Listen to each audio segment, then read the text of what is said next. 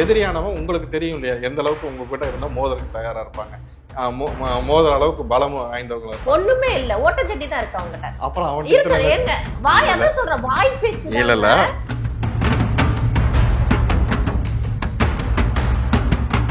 உங்க ஃப்ரெண்டோட ஃப்ரெண்டுக்கு நடந்த அந்த துயரத்தை வந்து அதை செய்ய முடியுமான்னு கேட்டீங்க, சேலஞ்ச் பண்ணி செய்ய முடியுமான்னு கேட்டீங்க. நான் ஒரே வார்த்தையில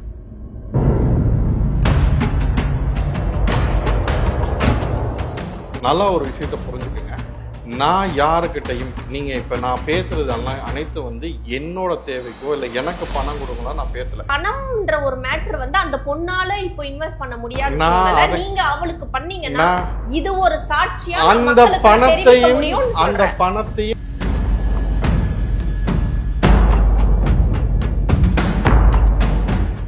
இது உங்க புரிதல் தவறா இல்ல நான் உங்களை புரிய வைக்க தவறிட்டேனாங்கிறது பாக்குறவங்க முடிவு பண்ணிட்டான். ரெஃப்ளெக்ட் ஆன்மீக நேயர்களுக்கு என்னுடைய வணக்கம். நான் உங்க ரிஹானா. இப்போ நம்ம விருந்தினரா வந்திருக்கவர் மறைமொழியாளர் வராகி சித்தர். வணக்கம். அண்மைய நாடு அனைத்து அன்பர்களுக்கும் வராகி ஆசிப்பள்ளி மற்றும் வணக்கம். சரி, அந்த பொண்ணை நான் உங்களை கான்டாக்ட் பண்ண வைக்கிறேன். ஆல்ரெடி அந்த பொண்ணு நிறைய இழந்துட்டா, அந்த ஆள்கிட்ட இழந்துட்டா. இப்போ நான் என்கிட்ட வந்து பிஸ்னஸ் தான் டீலிங்க, ஓகேங்களா? பிஸ்னஸில் லாஸ் ஆச்சு, என்னோட பணம் லாஸ் ஆயிடுச்சு.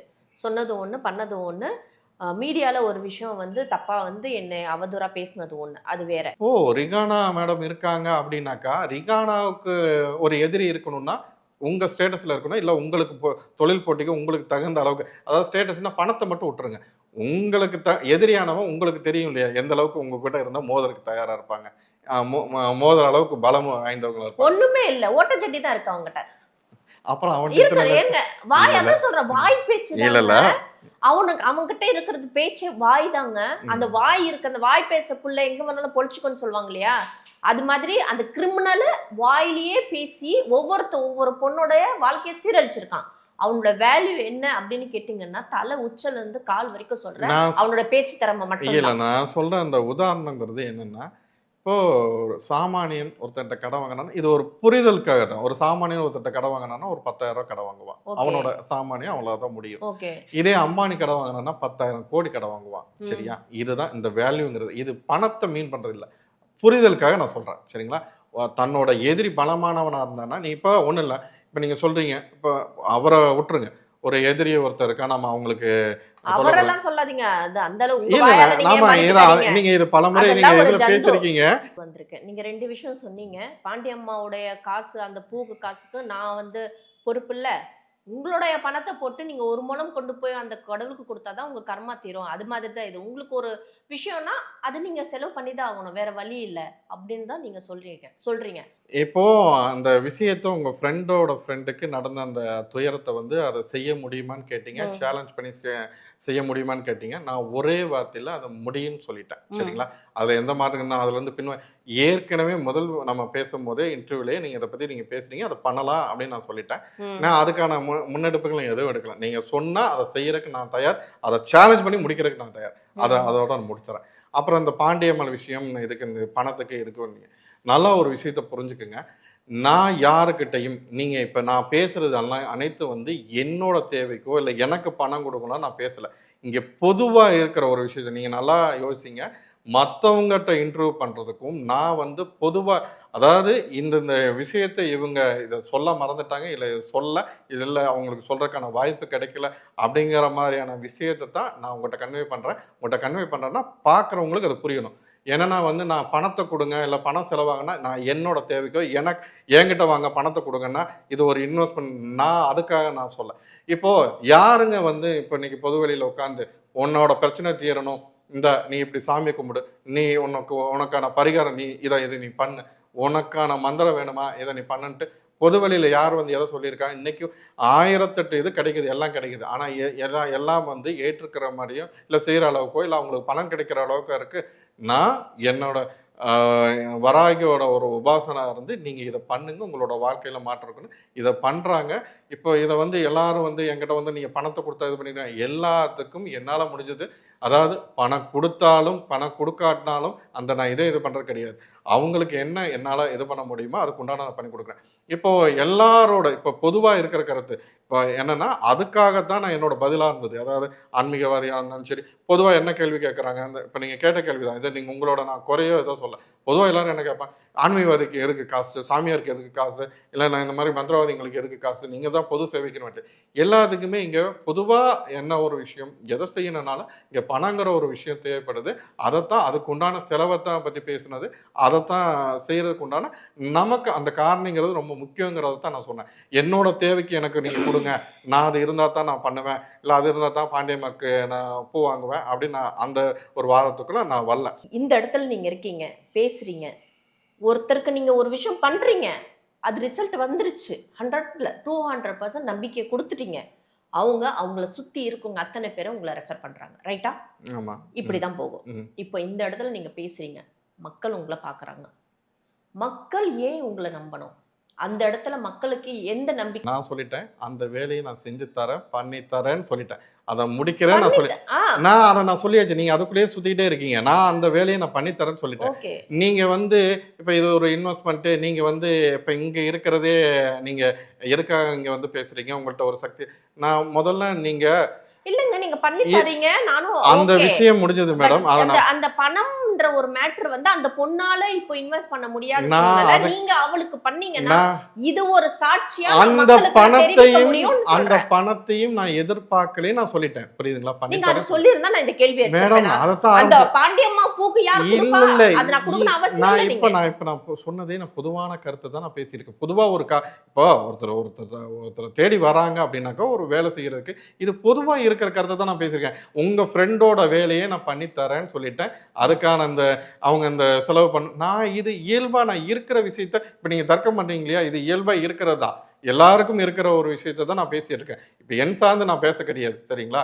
என்கிட்ட பல பேர் பலன் அடைஞ்சிருக்காங்க. நான் உங்களுக்கு எனக்கு நீங்க பணம் கொடுத்தாதான் நான் உங்களுக்கு இன்னைக்கும் ஒரு 2 மணி நேரம் என்கிட்ட பேசினா கூட அவங்கனால எனக்கு என்ன ஆதாயம் வருதுன்னு நான் பார்த்ததில்ல. இதை பண்ணு, இப்படி பண்ணு, இல்லை கடைசி நான் சொல்லுவேன், உன்னால முடிஞ்சா பண்ணு, இல்லைன்னா இப்படி வழிபாடு பண்ணு, ஏதாவது மந்திரம் வேணுமா என்கிட்ட கேளு அப்படின்னு நான் சொல்லியிருக்கேன். இன்னொன்னு நீங்க என்ன 10ஓட 11 எல்லாரும் மாதிரியும் நீங்க இது ஒரு நான் மறுபடியும் நான் சொல்றது, நான் இதை ஒரு தொழிலா பண்ணல, நான் கொண்டே சேர்க்கறது வராகி வழிபாட்டை ஒவ்வொரு வீட்லையும் கொண்டே சேர்க்கிறேன். நான் உங்கள்கிட்ட இப்போ ஆரம்பத்தில் நான் பேசும்போது கூட சொன்னேன், உன்னை பழித்துட்டான், உனக்கு ஒரு தொல்லை வந்துருச்சு, உனக்கு ஒரு இன்னல் வந்துருச்சுன்னா நீ இந்த மாதிரி வழிபாடு பண்ணு. ஏன்னா எனக்கு முதல்ல இன்வெஸ்ட்மெண்ட் பண்ணு, என்கிட்ட வா அப்படின்னு நான் சொல்ல. உனக்கு தேவையா, உன் பிரச்சனை தீரணுமா, இப்படி வழிபாடு பண்ணு. நான் ஆரம்பத்துல இருந்து நீங்க ஏற்கனவே எடுத்த பேட்டிகள் இருந்தாலும் சரி, இப்போ வரைக்கும் நான் பேசுற பேட்டியா இருந்தா, உனக்கு ஒரு பிரச்சனைன்னு எனக்கு தேடி வந்தாதான் உனக்கு தீர்வுன்னு நான் சொன்னது கிடையாது. அதை நீங்க வேணா கிராஸ் செக் பண்ணிக்கலாம். நான் சொல்றது உனக்கு ஒரு தெய்வம் வேணும். இப்போ ஒரு பெத்தவங்க இருந்தாங்கன்னா ஒரு பிள்ளையை கஷ்டப்பட விட மாட்டாங்க. தேடி வந்தா தீர்வு வரும், என்ன தேடி வந்தா மட்டும்தான் தீர்வு வரும்னு எங்கேயும் நீங்க சொன்னது கிடையாது. பட் தேடி வந்தா தீர்வு கொடுப்பேன்னு சொல்லிருக்கீங்க. தீர்வு கொடுப்பேன் கண்டிப்பா. அந்த தீர்வை எது மூலியமா கொடுக்குறாங்க? இருங்க, அந்த தீர்வை எது மூலியமா கொடுக்குறேன்? நான் என்ன சொல்றேன், என்னோட அதான் சொல்றேன், நான் மற்றவங்ககிட்ட இருந்து நான் 10ஓட 11 இருக்க விரும்புவேன். என்னோட வழிபாடு, நான் இப்ப என்னை ஃபாலோ பண்றவங்க என்னோட டிவோட்டிஸ்க்கு தெரியும், நான் ஆரியத்துக்கும் வைத்தியத்துக்கும் நான் எதிரானவன், அவங்களோட கருத்துக்கு எதிரானவன். நான் வேற ஒரு உலகத்துல போயிட்டு இருக்கேன். இங்க யாராவது ஆரியத்தையும் வைத்தியத்தையும் எதிர்த்து பேச முடியுமா, இல்லை பேசிட்டு இருக்க முடியுமா? இல்லைன்னா இன்னைக்கு ஒரு மாற்று கருத்தோட ஏதாவது பேசிட முடியுமா? இப்ப இந்த கோட்பாடுக்கு அதை எல்லாத்தையுமே நம்ம கண்ணை மூடிட்டு நான் எதிர்க்கிறவன் கிடையாது. ஒரு சில விஷயங்களை நான் எதிர்க்கிறவன், அதுல மாற்று கருத்தோடையவன். எதிர்க்கிறேன்னா மாற்று கருத்தோடையவன். என்னோட நீங்க இந்த ரோட்ல போறீங்களா, நான் இந்த ரோட்ல போறேன் அப்படின்னு சொல்றேன். அது சம்பந்தப்பட்டவங்களே அவங்களுக்கு உண்டான வழிமுறைகளை கூட நம்ம பண்ணி கொடுத்துருக்கோம். இது வேற விஷயம். இவங்க இப்போ நம்ம ஒருத்தவங்களுக்கு பிரச்சனைன்னு வராங்கன்னா, நீ இப்போ என்கிட்ட வர்றவங்களுக்கு நான் எல்லாருக்குமே என்ன நான் கொடுக்குறேன், வராகி வழிபாடு பண்றதுக்கு அதுக்கு உண்டான அவங்களுக்கு உண்டான இப்போ நீங்க கேட்டீங்க, இப்போ எனக்கும் கடவுளுக்கும் இடையில நீங்க என்னப்பா அப்படின்னு கேக்குறீங்க, நீங்க என்ன மீடியேட்டரா அப்படிங்கிற மாதிரி நீங்க கேக்குறீங்க. நாங்க சொன்னேன், நாங்க உங்க மீடியேட்டரோ இதோ இல்ல, ஒரு இல்ல என்னோட நான் பதில முடிச்சிருக்கேன். நான் ஒரே விஷயம் தான், நான் ஒவ்வொரு வீட்டுக்கும் இன்னல்களுக்கு, அதாவது ஒவ்வொரு வீட்டுக்கும், அதாவது நான் கடவுளை வழிபாடு பண்ணும், எனக்கு கடவுளோட அனுகிரகம் வேணுங்கிறவங்களுக்கு வராகி அவங்கவுங்க வீட்டில் கொண்டு சேர்த்துருக்கேன். அந்த எனக்கு அவ கொடுத்த இந்த உலகத்துல இத்தனை பேருக்கு கொண்டே தீர்க்கணும், இத்தனை பேரோட வாழ்க்கையில இந்த வராகிங்கிற ஒரு தெய்வம் என்றானுங்கிறது எனக்கு அந்த விதி எனக்கு விதிச்சிருக்கு. அதை நான் செஞ்சுட்டு இருக்கேன். இதைத்தான் நான் செஞ்சுட்டு இருக்கேன். இப்போ இந்த கடவுளுக்கும் வராகிக்கும் உங்களுக்கும் என்ன, மக்களுக்கும் இடையில நீங்க ஒரு வருஷம் நீங்க கிடந்து நீங்க மெனக்கெட்டு நீங்க செய்யற ஒரு வேலையை ஒரு 90 நாள்ல செய்யறதுக்கு ஒரு உண்டான ஒரு டூல், அவ்வளவுதான். நான் இதை எடுத்து கொடுக்குறேன், அவ்வளவுதான். ஆனா உங்களுக்கு அதை செய்யறதுக்கு ஏதுவா ஆகிறதுக்கு உண்டான ஒரு விஷயத்த நான் செஞ்சு கொடுக்குறேன். இல்ல ஒரு வித்தையோ இந்த கண்கட்டி வித்தையோ அதெல்லாம் நான் கிடையாது. இதைத்தான் நான் வராகி கடவுளை பத்தி நீங்க மட்டுமே நீங்க பேசியிருந்தீங்க.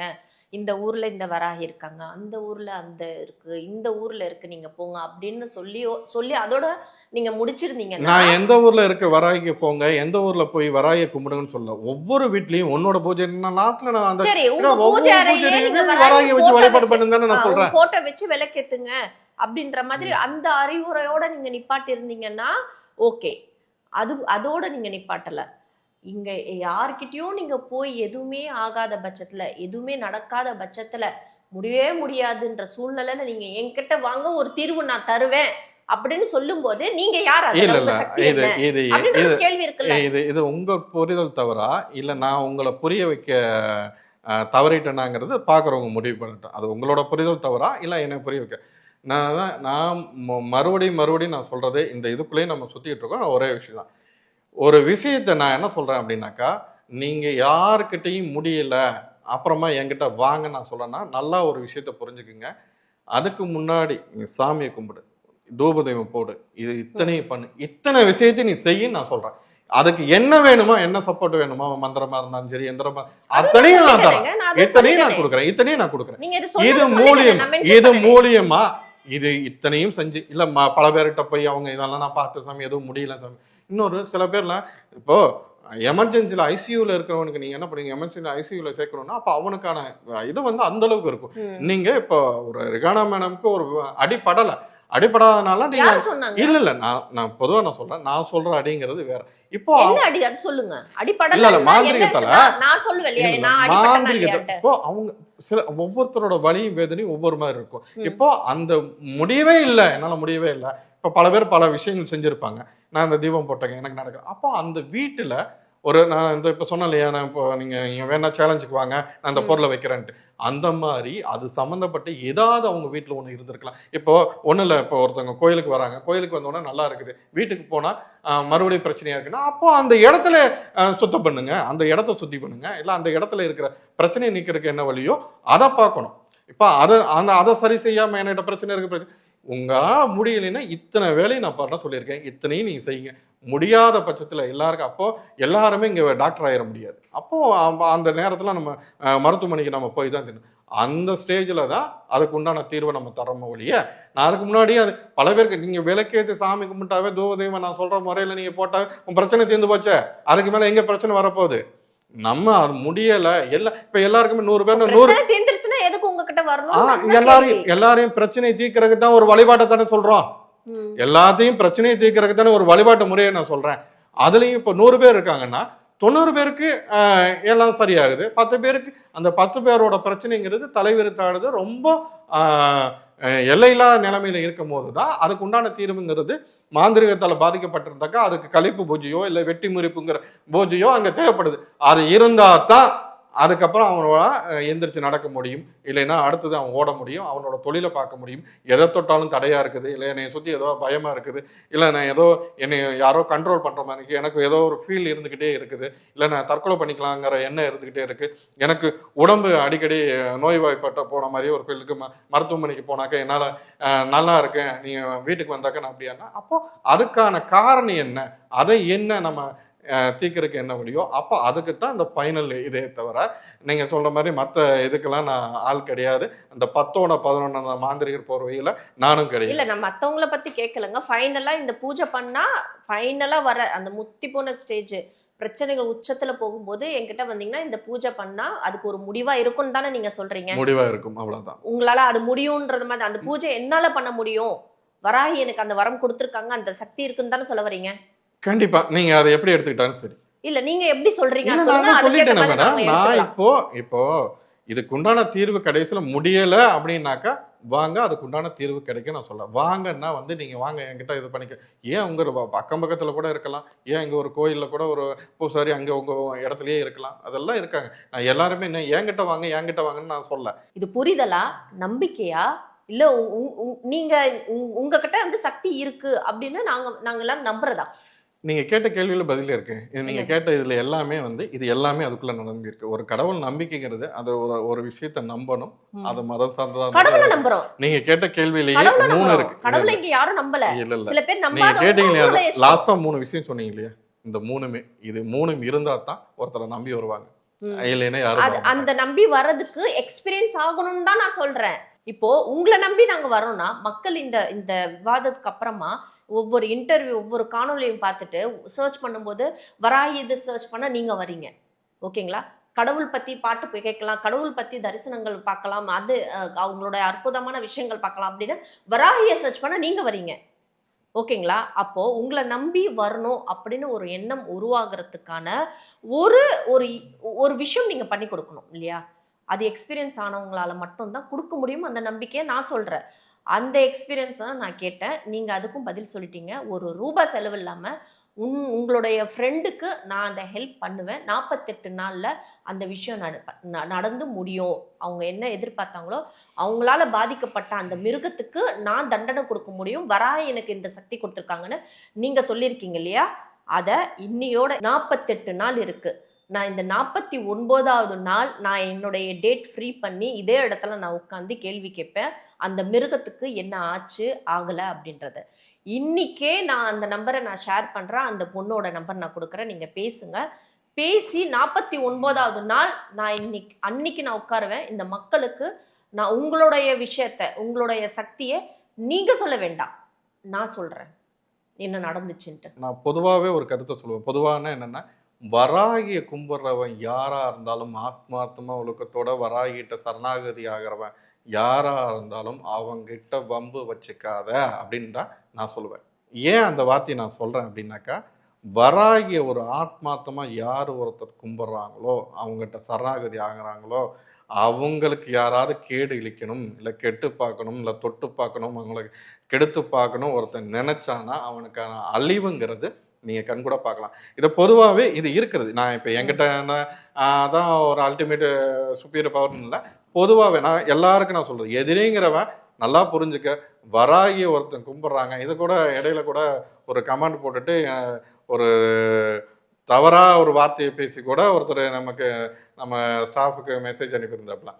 ஏன் ஒரு 10வது நாள்ல கூப்பிட்டு இது மாதிரி நான் விழுந்து கிடக்கிறேன், நான் தப்பா பேசிட்டேன், வராகிய தப்பா பேசிட்டேன்னு கேட்ட இதெல்லாம் இருக்கு. நம்ம அது நான் பொதுவாகவே எல்லாத்துட்டும் சொல்றேன். இது நான் என்னுடைய பெருமையை சேர்த்துக்கிறேன். நான் அந்த விஷயத்துல வராகி யார் ஒருத்தன் ஆத்மாத்மா கும்பிட்றானோ உனக்கு அவங்க தான் எதிரி, இல்ல நான் அவங்கள போய் கெடுக்க போறேன் அழிக்க போறேன்னு நினைச்சீங்கன்னா கண்டிப்பா அவனுக்கு தான். வராகி அவங்க கடவுளை பேசினாங்களா உங்களை பேசினாங்க? வராகிய. ஓகே, அது தப்பான விஷயம். அதுதான் நான் இது என்னன்னா ஏன் சொல்றேன். இப்ப ரெகானா மேடம் வந்து வராகிய கும்பிடுறாங்கன்னா உங்களோட எதிரி வந்து கெடுக்கணும்னு நினைச்சாலும் யோசிச்சுக்க. நீ ரெகானாவை தொட்டா நீ கெட்ட. இதுதான் அதோட தாத்பரியம், உண்மை. இது அந்த சாமானியனா இருந்தாலும் சரி, நம்ம அம்பானியா இருந்தாலும் சரி, இதுதான் நிலைமை. இது வரைக்கும் என்னுடைய கேள்விகளுக்கு நீங்க இவ்வளோ நிதானமா பதில் சொன்னீங்க. 48 நாளுக்கு அப்புறமா உங்களை நான் சந்திக்கிறேன். வணக்கம். நன்றி.